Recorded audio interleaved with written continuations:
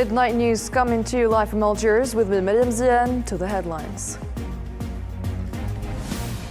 Zionist forces escalate their ongoing aggression on the West Bank for over a month, forcing thousands of residents and families to evacuate camps and cities, arresting dozens of Palestinians. Meanwhile, the Palestinian Authority warns of the consequences of an all-out war. Coming up, amid growing public opposition to the normalization with Israel, the Moroccan judiciary insists on the effectiveness of the initiative and approves of a visit from an Israeli minister.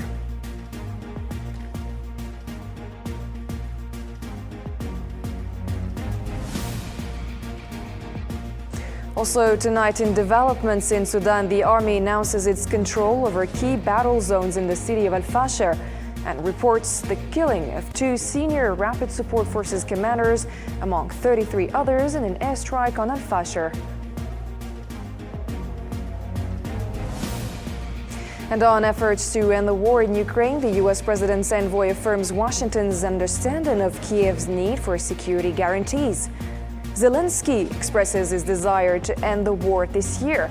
Trump labels him a dictator, while Moscow warns of his provocations amid the prolonging conflict.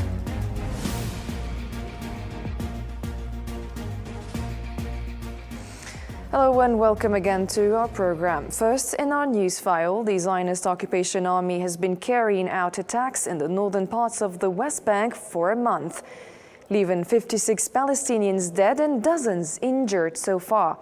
The assault has also led to the destruction and demolition of dozens of homes and properties. The intensity of the attacks has escalated as part of the occupation's large-scale military operations, particularly in the cities of Jenin and Tulkarem and their refugee camps, in what appears to be an attempt to alter the region's geographic and demographic landscape.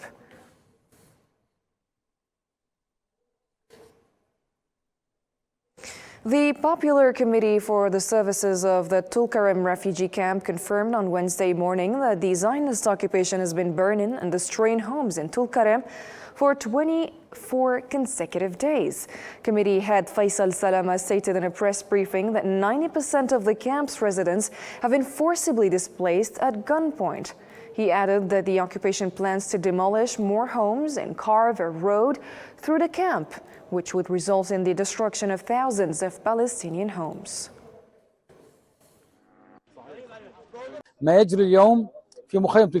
What is happening today in the Tulkarem refugee camp is a clear violation of international law and basic human rights. We are witnessing bulldozers demolishing homes, burning them down and destroying the infrastructure, including sewage, electricity and communication networks. These actions are depriving the residents of essential services in an illegal and inhumane manner. However, despite these actions, the international community remains silent and passive. The enemy's bulldozers are continuing to assert control, re-establishing Israeli occupation and creating a military map of occupation within the camp. The opening of streets today confirms that the occupation intends to stay for a longer period. And at dawn on Wednesday, Zionist occupation forces stormed various areas of the occupied West Bank and arrested several Palestinians. According to local Palestinian sources, the occupation forces carried out a large-scale arrest campaign targeting Palestinians after raiding several towns and villages in the West Bank and storming their homes.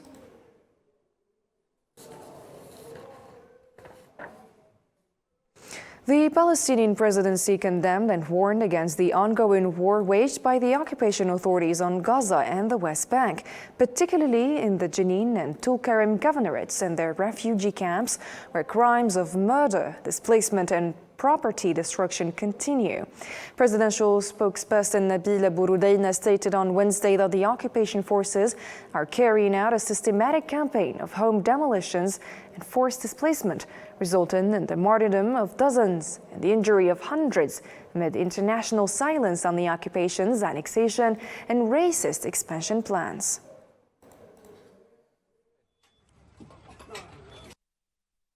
The occupation forces are carrying out a systematic campaign of destruction of homes and displacement of citizens, which has led to the martyrdom of dozens of citizens and hundreds of injuries. Amidst international silence over the occupation's plans, continuing the genocide crimes it committed in the Gaza Strip, we demand that the US administration intervene to stop the ongoing Israeli aggression against our people and land, and not encourage it to continue its assault. We also emphasize that the Palestinian people will not accept any plans, whether through displacement or alternative homeland. The European Union for Human Rights stated that settler attacks on Palestinians in villages and towns across the occupied West Bank carried out with the support of occupation forces are both horrific and violent. The organization's president noted that some European countries back the occupation, which has committed genocide and crimes against humanity in Gaza over the past 15 months. He added that these countries continue to enable settler violence, effectively giving settlers a green light to target everything Palestinian in the West Bank. We have witnessed horrific violence by settlers against Palestinian villagers in the West Bank. Israel supports settler violence, gives them a green light, and ignores events in the West Bank. European Union countries are facing charges of complicity in Israeli genocide crimes in Gaza. What happened in the Gaza Strip is genocide and war crimes against humanity. The UN has strongly condemned the storming of UNRWA-run schools in occupied Al-Quds by Zionist occupation police. In a press conference, UN spokesperson Stefan Dujarric conveyed Secretary General Antonio Guterres' strong condemnation of the violation of UN facilities in occupied East Al-Quds, as well as the forcible raid and closure of the UNRWA Education Center and 3 other schools.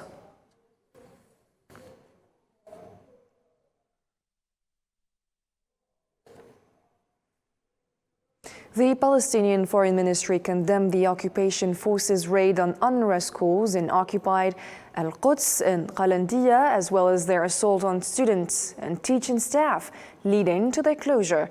In a statement on Wednesday, the ministry stressed that this deprives hundreds of students of their right to education, violating the immunity and privileges granted to the UN and its institutions.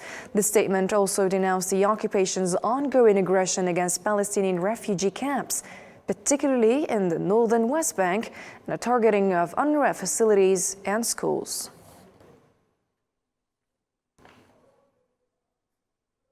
The Chinese Foreign Ministry has reaffirmed that Gaza and the West Bank belong to the Palestinian people and should not be used as bargaining chips in political negotiations.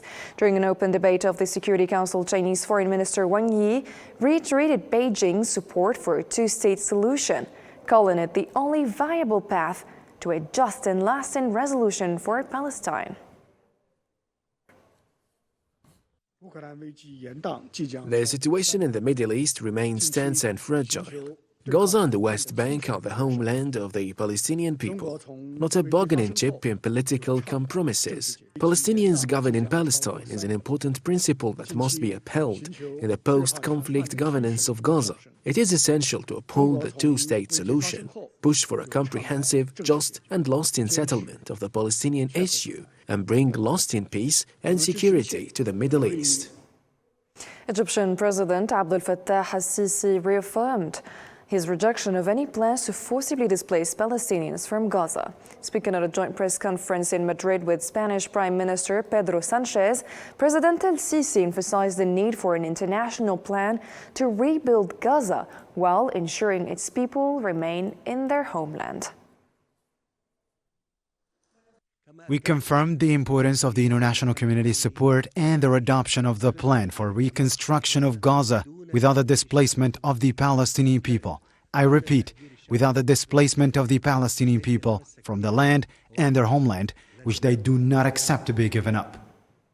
The Palestinian Ministry of Health in Gaza announced on Wednesday that the death toll from the Zionist genocide has risen to 48,000, 297 martyrs and 111,733 wounded since October 7, 2023. The ministry added that in the past 24 hours, hospitals in Gaza received the bodies of 6 martyrs, 2 recovered from under the rubble, 1 who succumbed to his injuries, and 3 newly killed, along with 11 wounded individuals.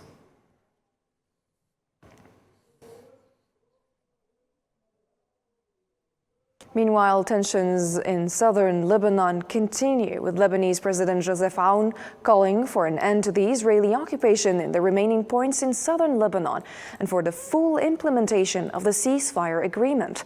A statement from the Lebanese presidency clarified that Aoun informed U.S. National Security Advisor Mike Waltz of the need for the Zionist occupation to withdraw from all Lebanese territory.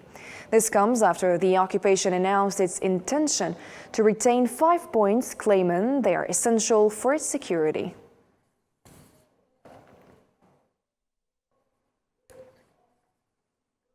And the Lebanese presidency stated that confronting the current challenges can only be achieved through a unified Arab stance.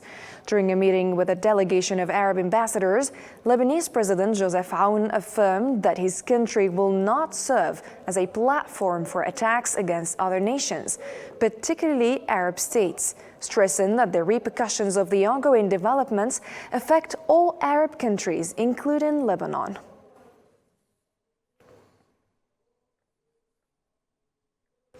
And the Iranian President Masoud Pezeshkian reaffirmed Syria's territorial integrity and the Syrian people's right to self-determination on Wednesday. Speaking at a press conference in Tehran along the Emir of Qatar, Pezeshkian emphasized the importance of unified Arab efforts to safeguard Syria's sovereignty. He added that he believes regional countries can work together to achieve stability and security in the region. We have stressed the territorial integrity and sovereignty of Syria, as well as the participation of all the Syrian people in their self-determination, and work to establish peace and security. And in an unexpected move, the Moroccan judiciary rejected a lawsuit filed by the Bar Association seeking to block the visit of a Zionist minister to the kingdom, fueling outrage and protests. Hossam Barkan has more.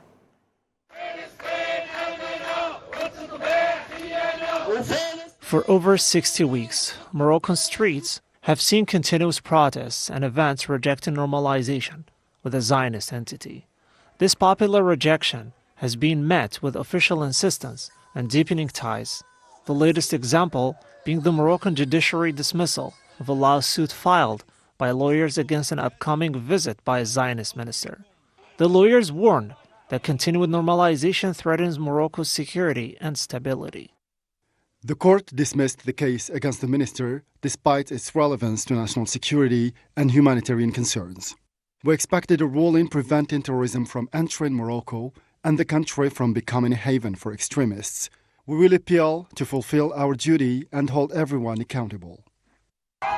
The minister's visit sparked mass protests across Moroccan cities, where demonstrators condemned the government for allowing her entry, calling it a disgrace and an attempt to whitewash Zionist war crimes in Gaza and occupied Palestine, which have left tens of thousands dead, injured, or missing.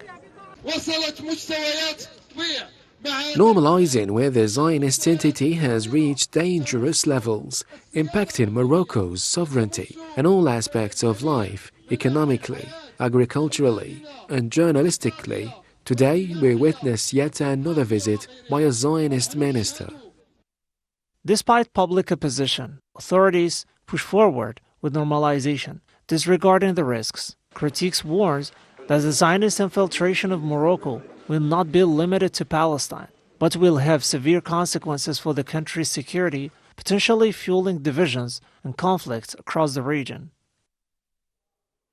The Polisario Front's representative in France, Mohamed Ali Zarwali, stated that the French Minister of Culture's visit to the occupied territories of Western Sahara constitutes a blatant violation of international law and legitimacy. In a press statement, Zarwali emphasized that the minister's visit to the occupied cities of Dakhla and La'youn is an attempt to legitimize Moroccan occupation.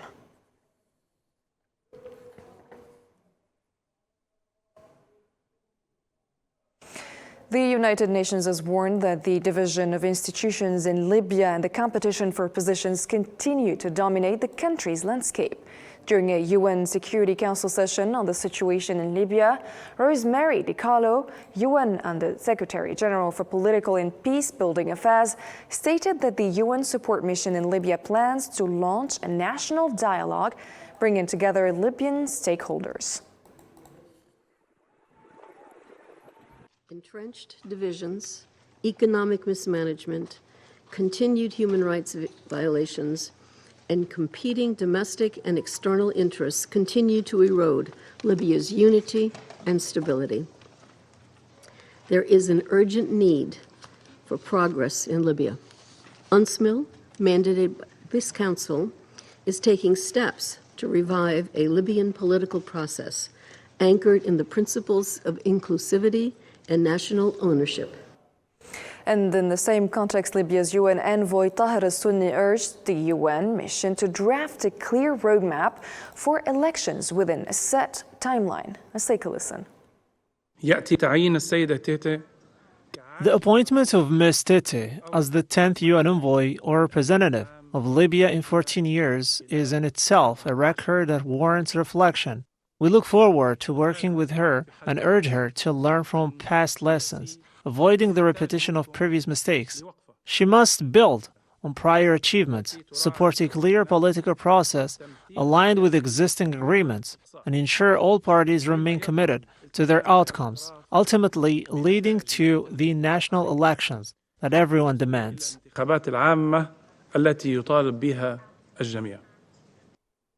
Entrusted by the President of the Republic, Mr. Abdelmajid Tebboune, Algerian Minister of State and Foreign Affairs Ahmed Attaf arrived in Johannesburg today to participate in the G20 ministerial meeting scheduled for February 20 to February 21 under South Africa's presidency. According to the Algerian Foreign Ministry, the meeting is part of preparations for the G20 summit later this year, to which President Tebboune has been invited by his South African counterpart Cyril Ramaphosa. Discussions will focus on global geopolitical developments and South Africa's priorities as the first African country to lead the G20. And on the sidelines, Minister Attaf will hold bilateral talks with several counterparts from G20 member states.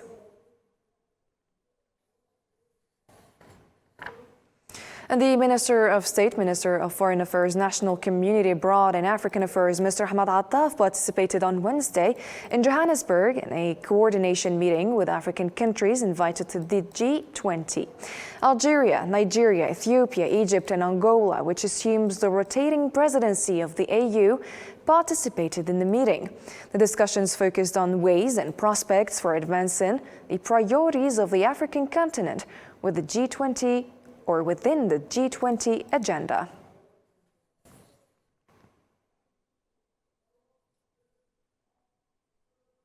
And Algerian Foreign Minister Ahmed Attaf met with his Brazilian counterpart Mauro Vieira to discuss the strengthening of Algeria-Brazil relations, particularly in the economic sector. According to the Algerian Foreign Ministry, the ministers ahead of the G20 ministerial meeting in Johannesburg explored ways to enhance cooperation, leveraging their countries' complementary strengths. They also addressed key international and regional issues, focusing on the Palestinian cause and developments in the Middle East.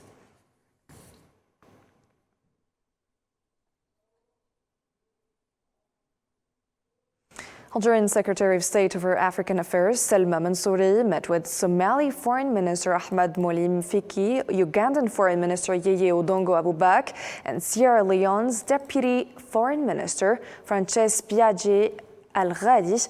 According to the Algerian Foreign Ministry, the discussions held on the sidelines of Mansouri's participation in a high-level UN Security Council debate provided an opportunity to exchange views on regional and international issues.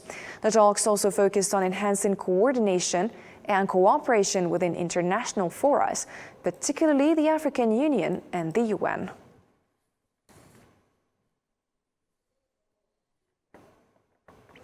Mansouri also presided over a meeting of the A3+ group, which includes Algeria, Somalia, Sierra Leone, and Guyana. According to the Algerian Foreign Ministry, the meeting was dedicated to exchanging perspectives on issues currently on the UN Security Council's agenda, particularly those affecting Africa and Latin America. But participants also discussed ways to enhance consultation and coordination within the group to amplify its voice within the Security Council.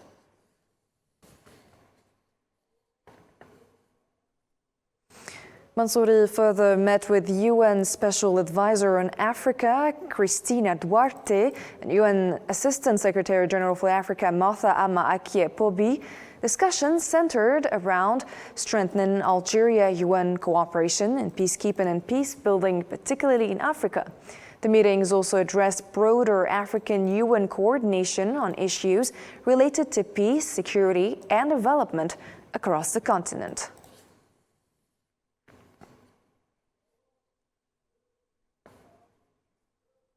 Algerian President Mr. Abdelmajid Tebboune congratulated renowned novelist Mohamed Mouleshoul, known by his pen name Yasmina Khadra, on winning a prestigious literary award in Spain.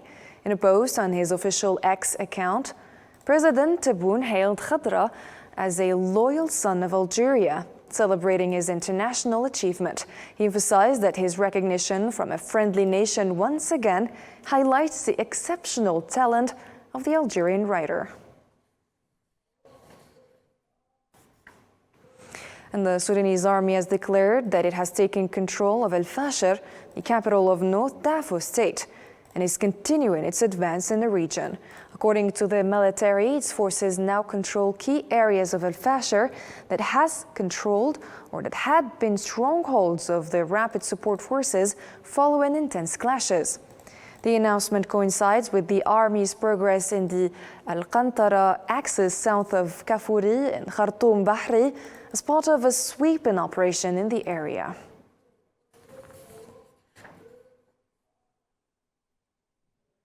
And the Sudanese army has reported the killing of 2 senior Rapid Support Forces commanders, among 33 others in an airstrike on El Fasher.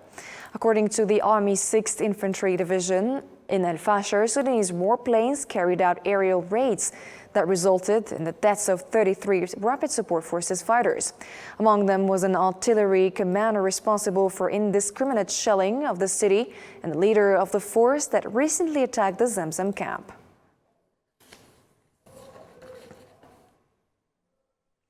U.S. Presidential Envoy Kate Kellogg arrived in Kiev on Wednesday for talks with Ukrainian President Volodymyr Zelensky. Kellogg said the visit builds on discussions from the Munich Security Conference and offers a chance for substantive talks. He acknowledged Ukraine's need for security guarantees, emphasizing that his role is to listen and engage.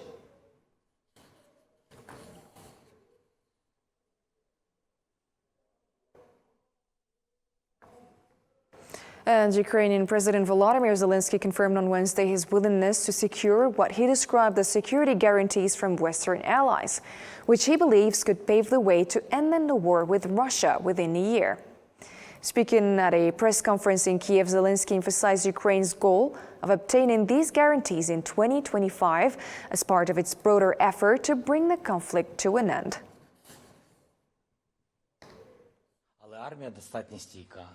We want security guarantees this year because we want to end the war this year. U.S. President Donald Trump described Ukrainian President Volodymyr Zelensky as a dictator, stating that it would be better for him to act quickly, or else he would have no country left. Trump said in a post on the social media platform Truth Social that Zelensky convinced Washington to spend $350 billion to enter a war that cannot be won, adding that the Ukrainian president admitted that the half of the funds sent to him are missing. I love Ukraine, but Zelensky has done a terrible job. His country is shattered, and millions have unnecessarily died. And Russia has warned of what it called possible provocations by Ukrainian President Volodymyr Zelensky aimed at disrupting the peace process and extending the war in Ukraine. Russian Security Council Deputy Chairman Dmitry Medvedev stated in a social media post on Wednesday that Zelensky is in a difficult situation and may resort to unexpected actions, according to his remarks.